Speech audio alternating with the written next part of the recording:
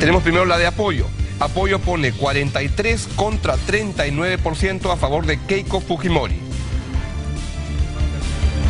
Y también tenemos la encuesta de Datum. Y Datum lo que da es 45 para Keiko Fujimori contra 40.8 para Ollanta Humala. Y también tenemos la de CPI. En ese caso ya el voto válido es 53.7% para Keiko Fujimori, 46.3% para Ollanta Humala. Así están las cosas, según cada una de las encuestadoras.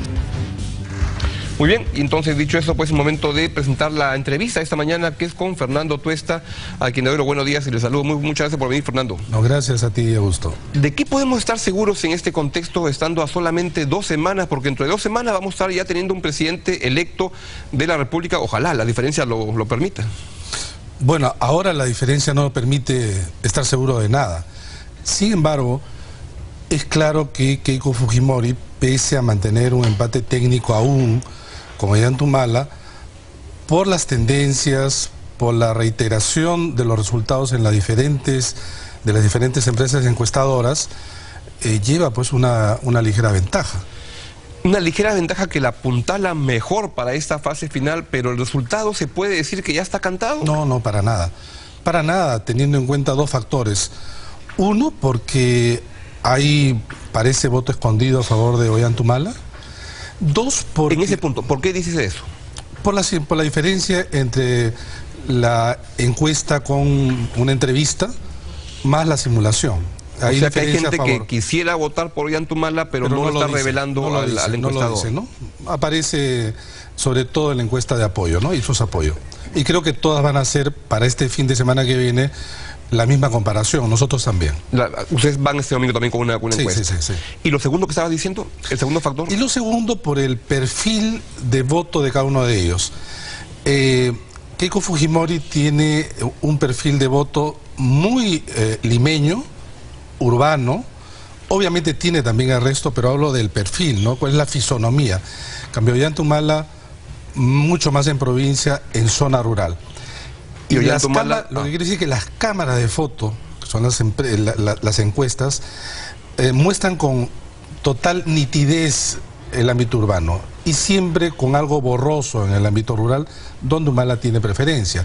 Esto puede ser a favor de Humala. Sin embargo, también hay un contrapeso, que es que las encuestas en ningún caso muestran la intención de voto a nivel de peruanos en el extranjero. Es decir, ni siquiera borroso, es decir, no sale en la foto. Sin embargo, si uno observa la votación del 10 de abril, uno muestra pues que la diferencia entre Keiko Fujimori y Humala era grande.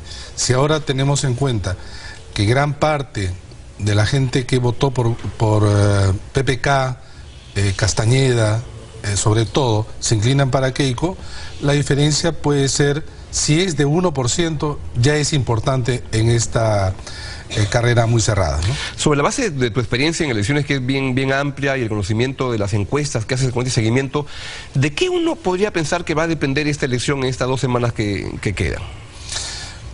Mira, es como aquellos partidos de fútbol donde todo está controlado, todo se juega un poco en mitad de cancha. Que viene como muy empatado y aguantado en la demasiado, ¿no? Y obviamente allí los errores cuentan, ¿no? Pero también hay un tema que creo que no se logra entender en las campañas, que a estas alturas el tema racional no cuenta tanto. El día, por ejemplo... ¿Qué quiere decir eso? Es decir, solamente las ofertas, los programas, los planteamientos. Es decir, acá viene también el tema de la empatía emocional, que creo que es fundamental. ¿Quién logra transmitir mejor aquellos sentimientos que quizá en la parte de los indecisos es fundamental? Confianza, seguridad, personalidad, todo aquello que además permite que las acciones del gobierno se orienten en uno u otro sentido. No hablo ni siquiera de políticas. Estoy hablando de, por ejemplo, cuando se dice quién gobierna o quién va a gobernar, ¿quién puede transmitir eso? Por ejemplo, ¿quién va a dar la seguridad que muchos electores requieren, necesitan? Tú lo has escrito el día de hoy. Las campañas se están haciendo, se deben hacer por un porcentaje muy pequeño, muy pequeño. Y son esos los que van a inclinar. Y cuando decimos inclinar, estamos hablando, además, que si es que uno le arranca al otro 1%, en realidad estamos hablando de una diferencia ya de 2. De 2, uno que pierde y otro que gana. Uno que pierde y otro que gana. Entonces es un porcentaje muy pequeño. Creo que ahí los equipos de campaña van a trabajar seguramente, y ahí se va a ver el profesionalismo también. No se pierde una elección en 2 semanas, tampoco se gana, por cierto.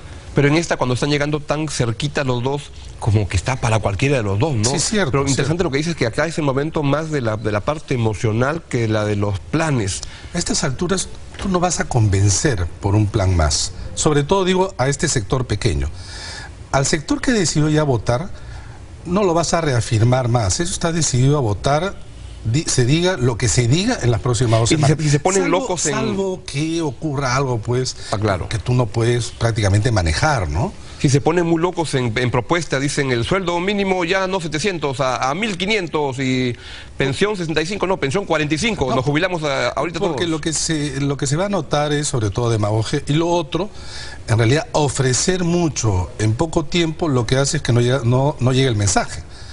La idea son pocos mensajes intensos y comprometidos con aquello que digo, cierta empatía emocional, ¿no? Se ha hablado mucho del papel de los medios y de lo que pasa en las campañas periodísticas a favor. ¿Juegan un papel finalmente en las elecciones? Juegan un papel, quizá no tanto como los estudios e investigaciones de opinión pública y medios hace mucho tiempo lo vienen diciendo. No tanto lo que dicen, pero sí pueden colocar agenda. Ajá. ¿No?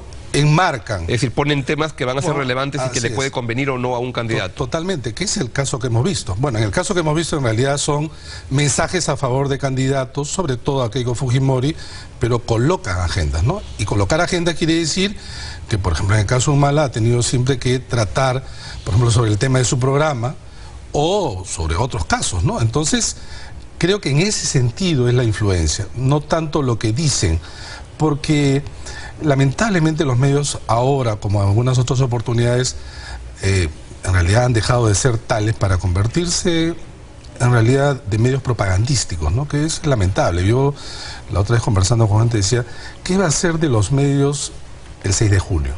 O sea, un día después, el día después, ¿no? Porque digo que es lamentable, ¿no? Es lamentable. Lo que hemos visto ayer y en estos días es lamentable. ¿Pero eso tiene impacto en el elector? No, por eso digo, lo que puede tener impacto en el elector es sobre qué temas piensas, no cómo piensas, sino sobre qué temas piensas. Y ahí ya te coloca márgenes.